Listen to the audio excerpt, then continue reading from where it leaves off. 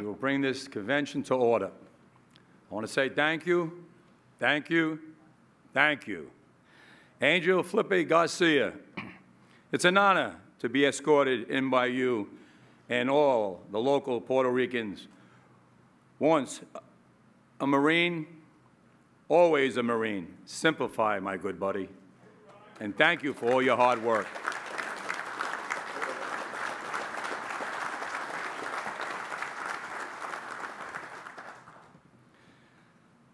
Our ILA members from Puerto Rico insisted on carrying me into this convention hall on their shoulders, but I declined.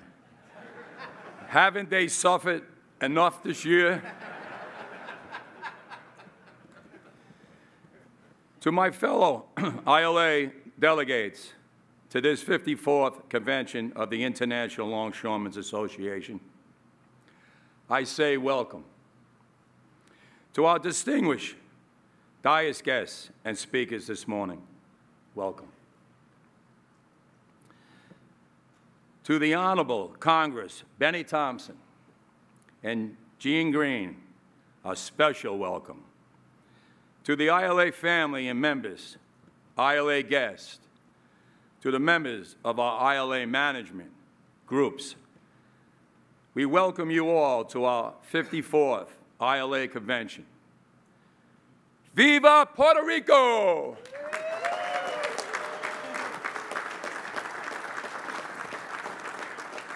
All right. I'm a little hoarse from drinking a lot this week. We're all excited and honored to open our convention in this ILA city of San Juan, Puerto Rico. The President, that's me, has the final say where we bring these conventions every 4 years. And I am so happy we brought it back to San Juan. Viva Puerto Rico!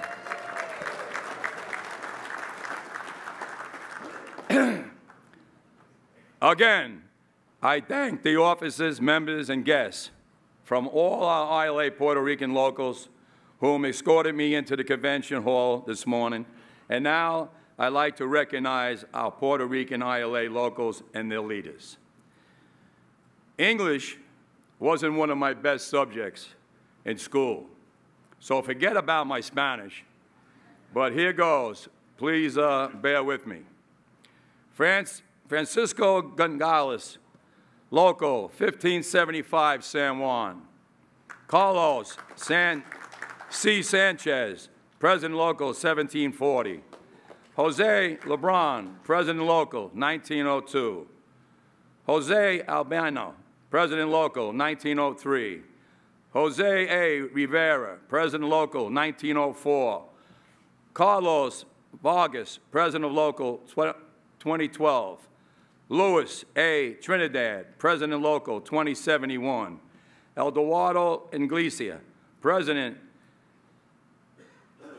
representing from the Master Mates and Pilots. And, of course, our Vice President, Angel Felipe Garcia. Let's give them all a good, great hand.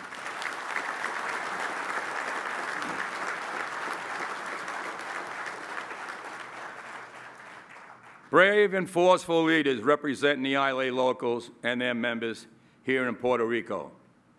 Collectively, they made many hard and oft-time painful decisions to keep the ILA unified and strong, here and in a position to build solid future.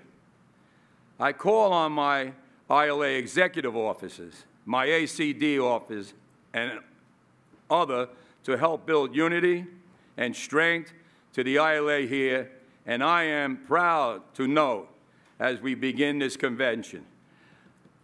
I want to say a few thank yous to people who brought Puerto Rico back together again. They've been going through some hard times. Companies leaving, a lot of people out of work, one guy trying to divide the ILA and have another union come in. I want to give a special thanks to Jim Paler. I sent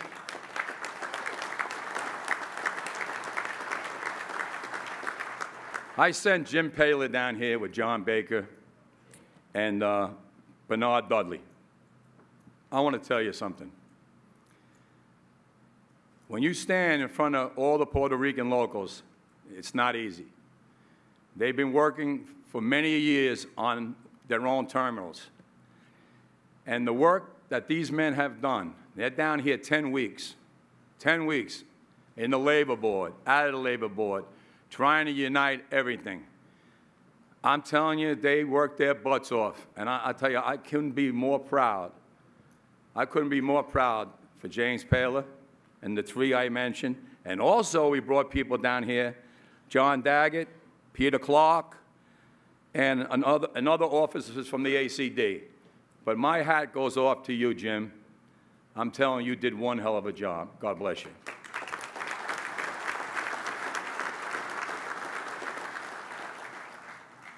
It was at our ACD and ILA convention held here at the Crib Hilton in 1991 that I was elected Secretary-Treasurer of the Atlantic Coast District. Then, at 2003 convention held here, I was re-elected Assistant General Organizer of the ILA. With the grace of God and your continued support, I am counting on my good fortunes here in San Juan to continue, and that together we will move forward from here to build an ILA even more united and more powerful.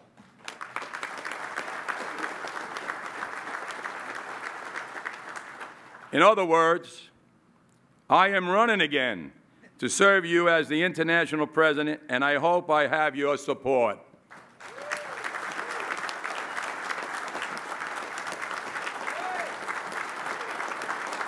Thank you.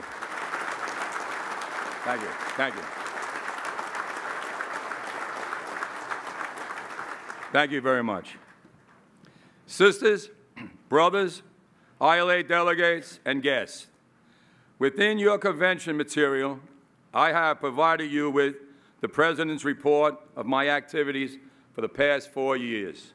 I ask that you read it sometime during this convention and share it with your membership back home. 4 years ago, on the final day of our last international convention held at the Diplomat in Hollywood, Florida, I received the President's gavel from the late Richie Hughes and spelled out my program, my vision, and my hope of what you and I could accomplish over the next 4 years. Our mission came to be summed up in our convention theme, ILA Strong and Pride. Working to deliver an ILA Master Contract at the negotiation that produced a new 6-year contract, heading those through battles to secure local contracts at all ILA ports. Continuing our efforts to fight the anti-union element that has become the source of America and its working families. Just before Christmas, excuse me,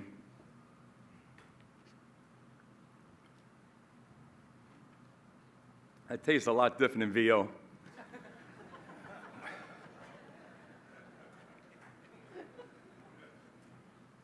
Just before Christmas of 2012, my cell phone rang, and the caller introduced himself as Ray LaHood. He wanted to talk to me about the ILA extending our contract again for 3 additional months. Now, to be honest, I didn't realize I was talking with one of President Barack Obama's cabinet members.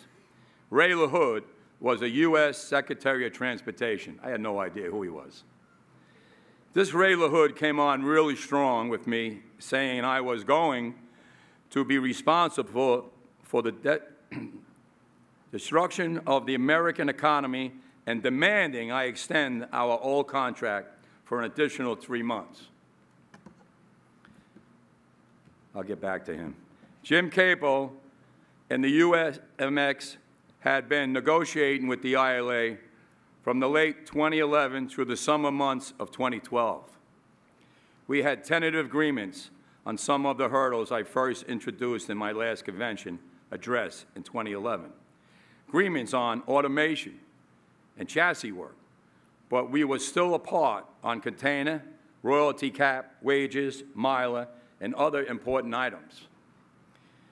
When we were nearing our original contract expiration date of September 30th, 2012, a coast-wide strike seemed possible, and I even wrote to all our ILA membership telling them to put a little money away because we may be out October 2012. While the ILA wage scale delegates were working hard during those summer months in 2012, at the same time, there was a U.S. President campaign going on, President Barack Obama's campaign, re-election against Mitt Romney. The last thing Obama needed a month before election was a strike on the East and Gulf Coast. That was when I heard my first meeting with a man who would become a good and trusted friend of mine and the ILA's, George Cohen, Director of the Federal Mediation Service. With the assistance of Mr. Cohen, the ILA and the USMX agreed to extend the end of the old contract from September 30th to around December 28th, 90 days. We gave them 90 days.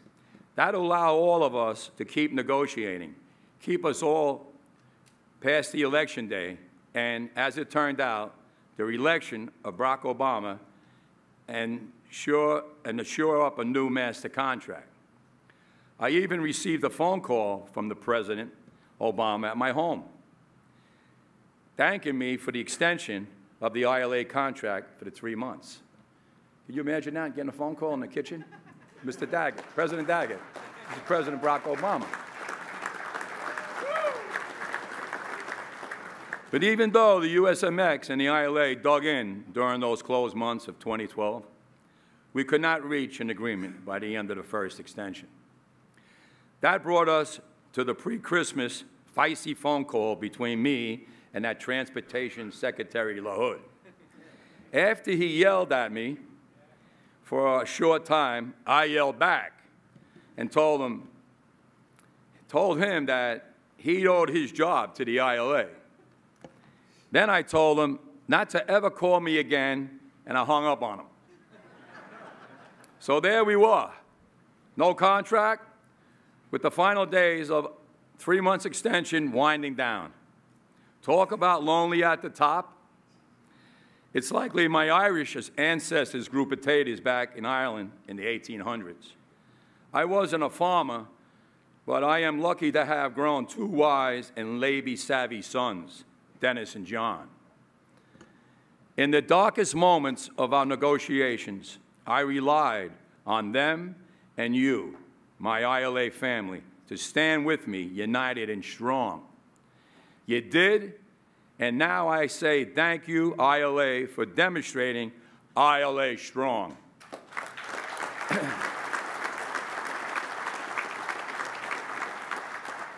Again, George Cohen, who will be speaking here tomorrow, convinced the 2 sides to keep negotiating into 2013.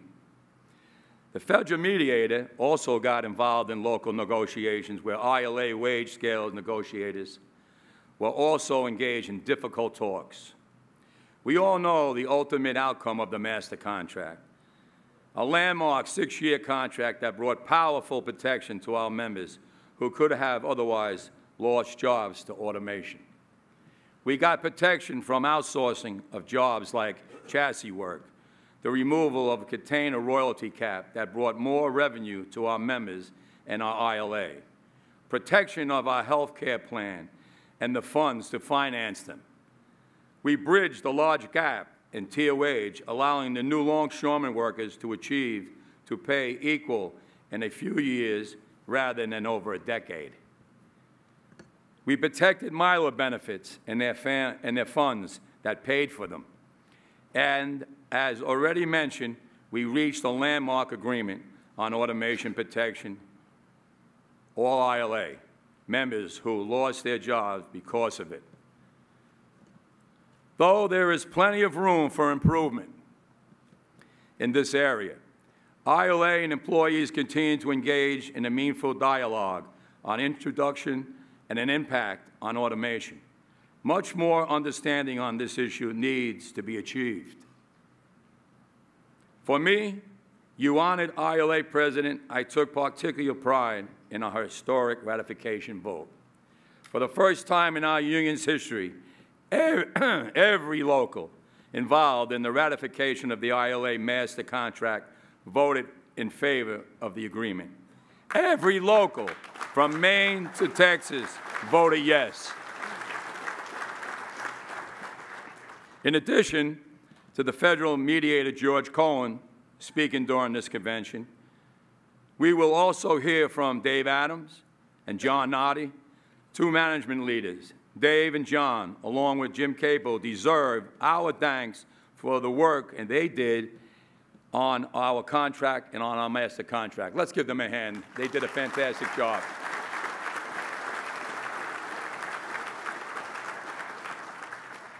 Months after the master contract was ratified, Mr. Capo, Mr. Adams, and I were welcomed to the White House in Washington, D.C., where George Cohen and the administration praised both labor and management for their work.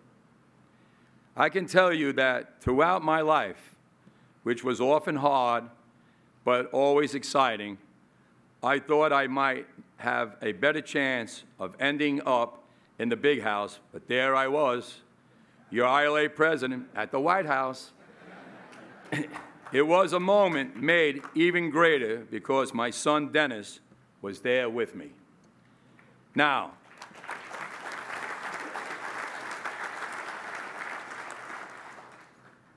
I wish I could report that all ILA local agreements enjoy the success of our master contract. I cannot. In the port areas of Baltimore, Hampton Roads, Charleston, Mobile, and sadly here in San Juan, months of painful negotiations continue for the past 2 years before the agreements were reached, some just weeks ago. We can take away important lessons from our recent negotiations, and we'll seek stronger protection for the future ILA local negotiations. It's been widely reported that your ILA leaders have begun exploring discussions with USMX on a lengthy extension to our current master contract, which still has 3 years and 2 months to run. Those reports are accurate. I am always willing to listen to an idea that may benefit the ILA members. As I mentioned, you will hear from Dave Adams at this convention and who will likely share USMX views on these exploratory talks. With any future negotiations, the ILA is looking forward and up, and we will build on our recent success. Let's make it clear, the ILA has no intention of backtracking on any of these hard-won gains if we are to explore an extension of the current master contract. Make it clear. We believe we can offer management ways for them to increase productivity and profit margins while enhancing the benefit package of our members. As always, I pledge to you that you, the membership, will have the ultimate and final say on the contract matters. Any contract extension will be discussed in the wage scale meetings and any new agreements, whether it is an extension or a new contract, will be put before the full membership. Rest assured, ILA members, your international executive office, your district offices, and I will make certain ILA local contracts will be protected. We will not surrender those actions. We can talk collectively to withhold labor if local negotiations are not going well or not agreement is reached.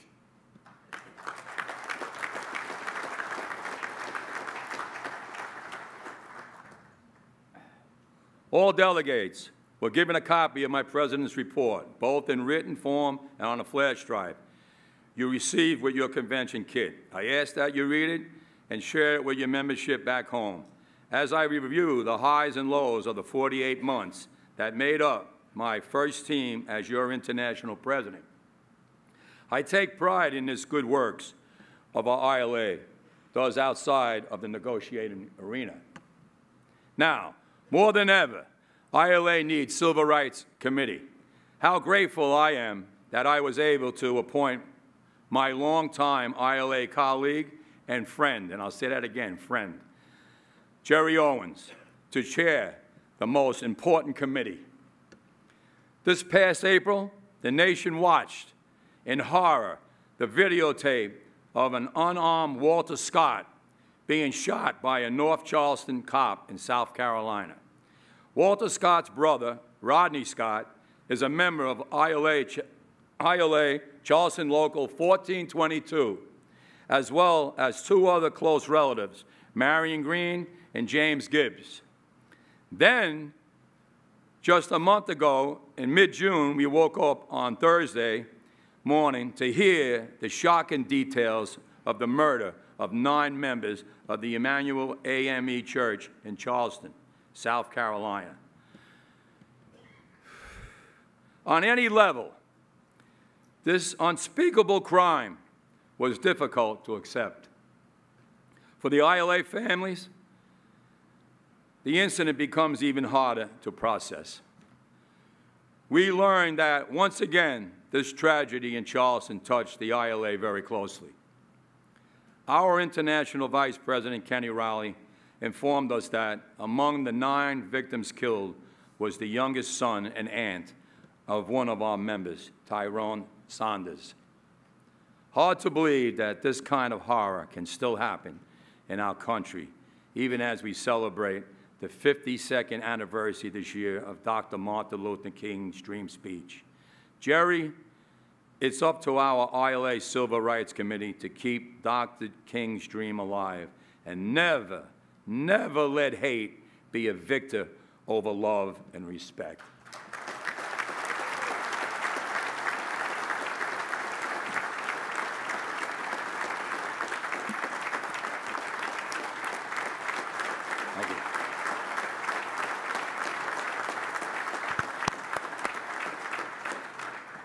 Our prayers continue to be directed to our sisters and brothers in Charleston who have suffered far too much this year.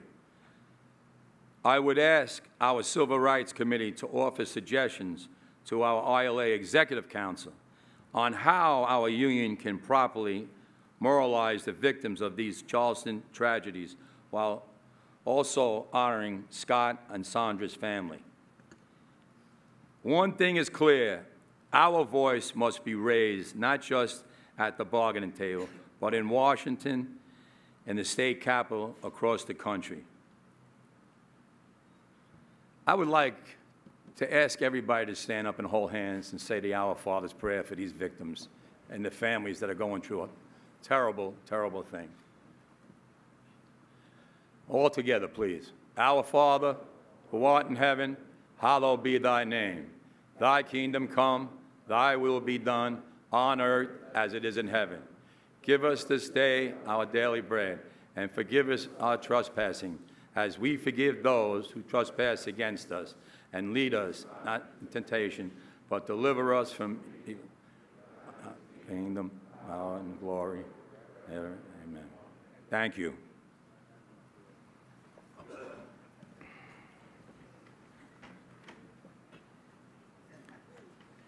The ILA understands that it has a duty to its membership to maintain a strong voice in Washington and our state capitol to speak out on behalf of them. We place great emphasis on our union's legislating activities, knowing its ultimate protects our jobs and our members. A clear example of this is in our legislation work in the Port of New York and New Jersey to eliminate an evil force that could destroy the industry. This ugly empire goes by the name Waterfront Commission of New York Harbor. Joe Bonnie, make sure you put that in your record. Everybody but them know they are a dinosaur, unnecessary, unwanted, intrusive, and useless. They interfere with the hiring of the ILA members and our employability to keep commerce moving. But with so many cushy political jobs attached to their existence, they're hard to move. We're not giving up the fight. Recently, we were one day away from removing them from the New Jersey side of the port.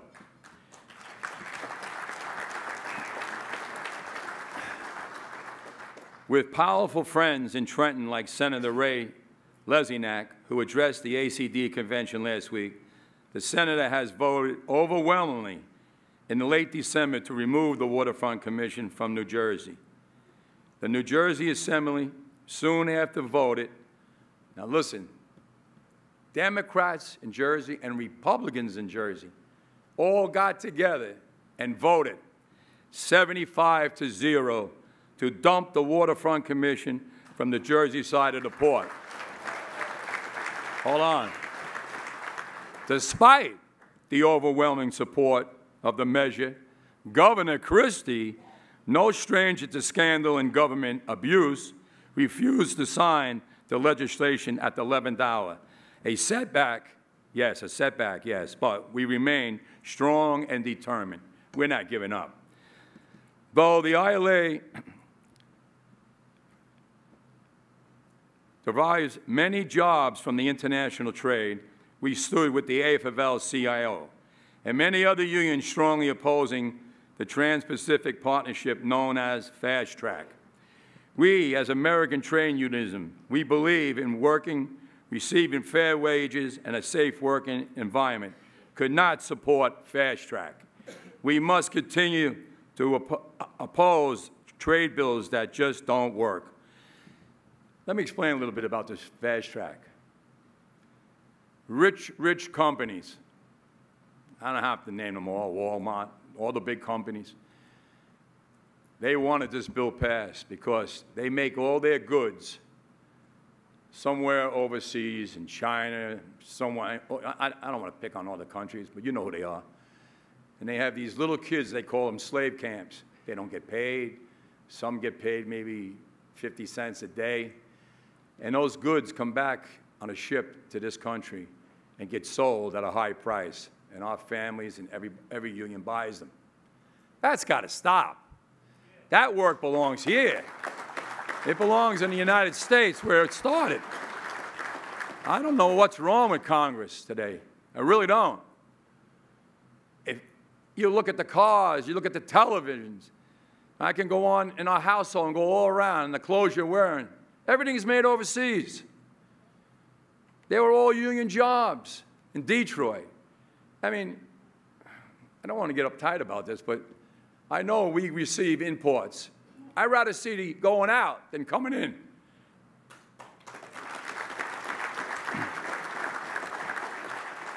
We must continue to oppose trade bills that just don't work. Over the past 4 years, your ILA has strengthened its solidarity and position in the national and World Trade Union stage with the following events and actions. We became affiliated of the International Dockers Council, the IDC, with 90,000 members worldwide. I thank Kenny Rowley for encouraging and orchestrating this effort of the ILA and my son Dennis for making it happen. It proved to be a valuable alliance during the master contract negotiations, and we all look forward to hearing from the ICD, Jordi Aragunda. I know I got that name down right. Later this morning. Likewise, the ILA reaffirms its solidarity and membership with the International Transport Workers Federation. We play an important role and occupy some of their inspected positions around this country. Later this week, we'll hear from the ITF General Secretary, Steve Cotton. I predict these two international affiliations will prove even more valuable to us in the future. The ILA affiliation with the AFL-CIO and two of its departments was very much the tale of two cities. We continue to value our affiliation with the Transportation Trade Department of the AFL-CIO, Ed Wicken, who addresses our delegation this morning, extends himself and the TTD fully throughout our negotiations and continues to offer the ILA help whenever needed. Sadly, the ILA and several other maritime unions did not find similar support as affiliated members of the AFL-CIO Maritime Trades Department. The relationship became so frustrating in the recent years that the ILA, the Master Mason pilots, and the National Maritime Unions broke ties with the MTD and formed a new maritime labor group, the Maritime Labor Alliance. This is going to be a strong group in the future, believe me.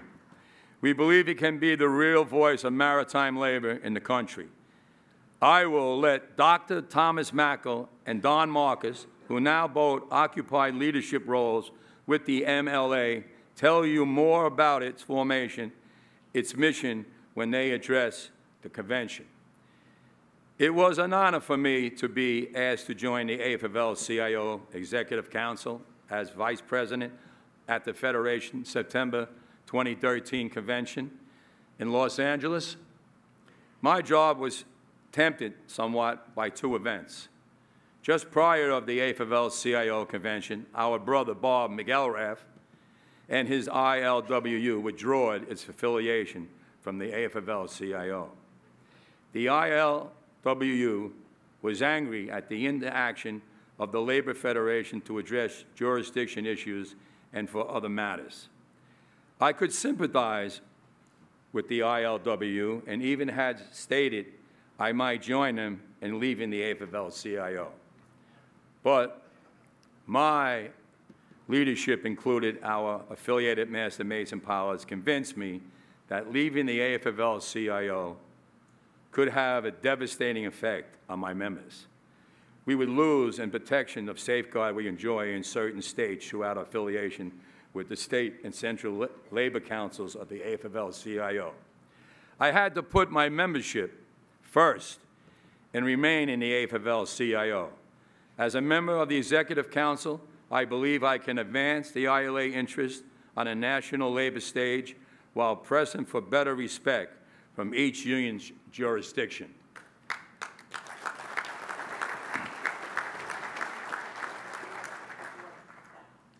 It was while I was at the 2013 AFL-CIO convention in Los Angeles with a number of ILA delegates that we heard the sad news that the man who passed me the gavel when I was elected to this position 4 years ago, Richard P. Hughes, had passed away.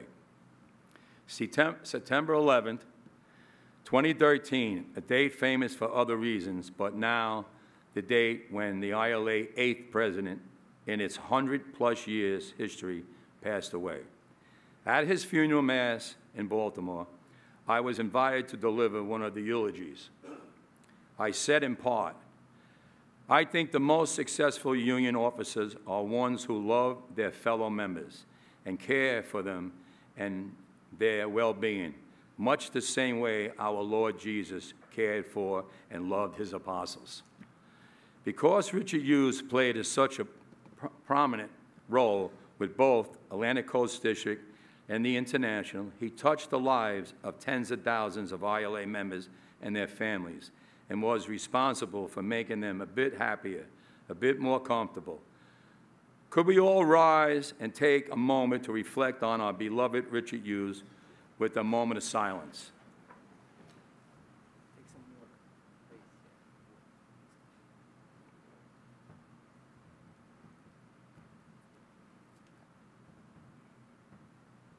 Thank you.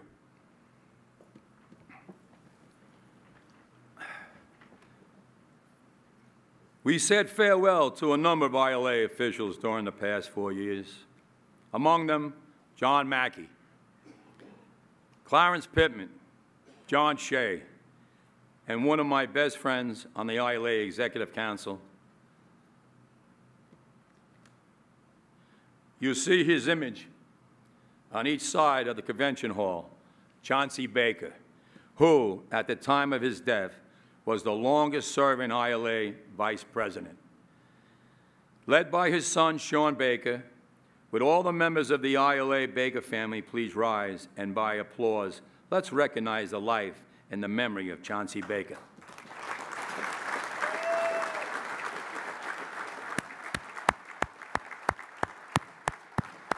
Let's all rise.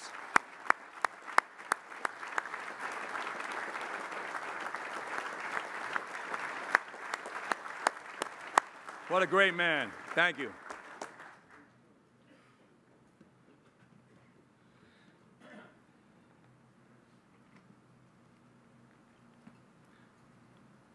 I think you are all going to enjoy the convention program we have put together. Our speakers are the leaders of Congress, labor unions, and industrial officers, brothers and sisters, delegates to this 54th International Convention. In the past 4 years, as your international president, I have been in meetings with important world-famous figures.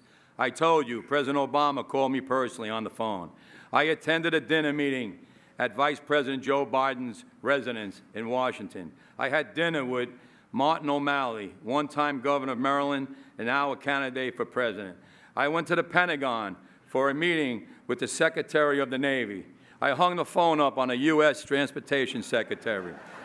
Meeting these VIPs only helped to remind me where I am most comfortable in life and where I am the happiest. It's a place where I am this morning, among the most important people in my life and the greatest folks I know, the men and women of the ILA.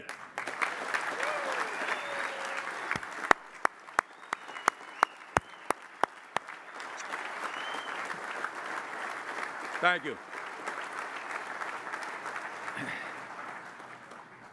We are the greatest union in the world and the greatest trade unionism anywhere. There is no limit to what we can accomplish together, and I am ready to continue that journey with you, starting right now. God bless you and your families. God bless the ILA. God bless Puerto Rico. God bless America, remaining ILA strong and unified. Let's begin the work of this convention. And we will